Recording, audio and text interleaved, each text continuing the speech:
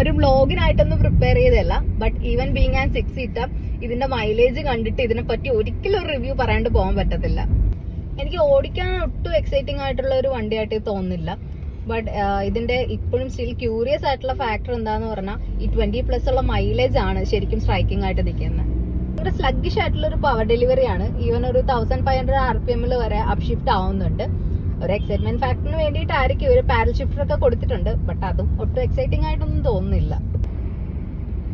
So guys, ഇത് വണ്ടി വരുന്നത് മാരുതി സുസുക്കിയുടെ XL6 ആണ്. ഇത് പെട്രോൾ ഓട്ടോമാറ്റിക് ആണ്. ഇതിൽ വരുന്നത് 6 speed automatic torque converter gear box ആണ്. AMT അപേക്ഷിച്ച് സാധാരണ ടോർക്ക് കൺവെർട്ടറിന് പൊതുവെ മൈലേജ് വളരെ കുറവാണ്. ബട്ട് എക്സൈറ്റിംഗ് ഫാക്ടർ എന്താണെന്ന് വെച്ചാൽ ഇവിടെ 6 സീറ്റർ ആയിട്ട് കൂടെ 20+ മൈലേജ് ആണ് നമുക്ക് ഹൈവേയിൽ കിട്ടുന്നത്. ഈവൻ സിറ്റി റൈഡിലോട്ട് വരികയാണെങ്കിൽ കൂടെ അത് 18 ബിലോ പോകുന്നുമില്ല. When it comes to the positive side, ഇതിൽ ഇത്രയും മൈലേജ് കിട്ടാനായിട്ട് ഇതിനെ സപ്പോർട്ട് ചെയ്യുന്ന ഒരു ഫാക്ടർ എന്താണെന്ന് വെച്ചാൽ മാരുതി ഇതിൽ കൊടുത്തേക്കുന്ന SHVS ആണ്, അതായത് smart hybrid technology. Stop and go ട്രാഫിക്കിൽ വണ്ടി ഡെഡ് സ്റ്റോപ്പ് ആകുമ്പോൾ ഓട്ടോമാറ്റിക്കലി ഇത് ഓഫ് ആകും. നമ്മൾ ബ്രേക്കിൽ നിന്ന് കാലെടുക്കുന്ന മൊമെന്റ് തന്നെ ഇത് ഓൺ ആവുകയും ചെയ്യുന്നുണ്ട്. നമ്മൾ നേരത്തെ പറഞ്ഞ സ്മാർട്ട് ഹൈബ്രിഡ് സിസ്റ്റത്തിന്റെ പാർട്ടായിട്ട് വരുന്ന ഒരു ഫീച്ചറാണിത്. ഈ വണ്ടിയുടെ വേറെ കുറച്ച് എക്സൈറ്റിംഗ് ആയിട്ടുള്ള ഫീച്ചേഴ്സ് വരാം. ഇതാണ് ഇതിന്റെ കീ വരുന്നത്. ഒരു ടോപ്പ് എൻഡ് വേരിയന്റ് ഒന്നും അല്ല, എങ്കിൽ കൂടെ ഇതിൽ കീലെസ് എൻട്രി വരുന്നുണ്ട്. ആൻഡ് സ്റ്റാർട്ടും സ്റ്റോപ്പും എല്ലാം പുഷ് ബട്ടണിലാണ് വരുന്നത്. ഓട്ടോമാറ്റിക് ക്ലൈമറ്റ് കൺട്രോൾ വരുന്നുണ്ട്. വേറൊരു എക്സൈറ്റിംഗ് ആയിട്ടുള്ള ഫീച്ചർ എന്താണെന്ന് പറഞ്ഞാൽ 2 ഡോറിലും ബോട്ടിൽ ഹോൾഡർ വരുന്നുണ്ട്. ബട്ട് അത് കൂടാണ്ട് ഗിയർ നോബിനോട് ചേർന്നിട്ട് 2 കപ്പ് ഹോൾഡർ കൂടെ വരുന്നുണ്ട്. And it's cooling. ഇതിപ്പോൾ ഞാൻ ബേസിക്കലി ഫോൺ തണുക്കാനും ചോക്ലേറ്റ് മെൽറ്റ് ആവാണ്ടിരിക്കാനൊക്കെയാണ് യൂസ് ചെയ്യുന്നത്. ആൻഡ് ഇവിടെ ഒരു ആംബിയൻ ലൈറ്റിംഗും വരുന്നുണ്ട്. കൂടാതെ ഡെയിലി കംഫോർട്ടിനായിട്ട് ഒരുപാട് ഫീച്ചേഴ്സ് നമുക്ക് ഇതിൽ അവൈലബിൾ ആണ്. ഇതിൽ ഓഡിയോ കൺട്രോൾ വരുന്നുണ്ട്, ക്രൂയിസ് കൺട്രോൾ വരുന്നുണ്ട്, ആൻഡ് ഫോണിന്റെ കൺട്രോൾ വരുന്നുണ്ട്. കൂടാതെ തൊട്ട് താഴെ തന്നെ ആയിട്ട് ട്രാക്ഷൻ കൺട്രോൾ വരുന്നുണ്ട്.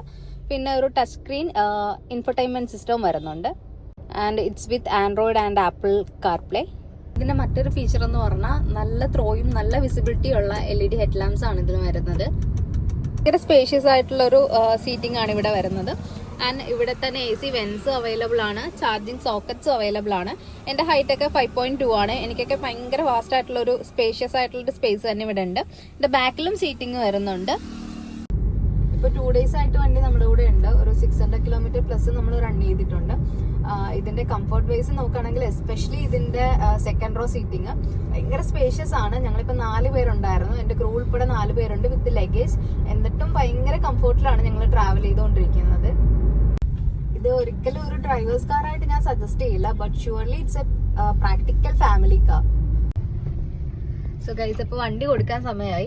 നമ്മുടെ ഒരു ഫ്രണ്ടിന്റെ വണ്ടിയായിരുന്നു. സോ ഇതിനെപ്പറ്റി എന്തെങ്കിലും കമന്റ് പറഞ്ഞാൽ എന്തെങ്കിലും പറയായിരിക്കും. ബട്ട് എങ്കിലും as a driver I am not okay with this. But ഇതിന്റെ കംഫർട്ട് ആൻഡ് ഫീച്ചേഴ്സ് നോക്കുമ്പോൾ നമ്മൾ കൊടുക്കുന്ന പൈസയ്ക്ക് ഭയങ്കര വർത്തി ആയിട്ടുള്ള ഒരു വെഹിക്കിൾ ആണ്.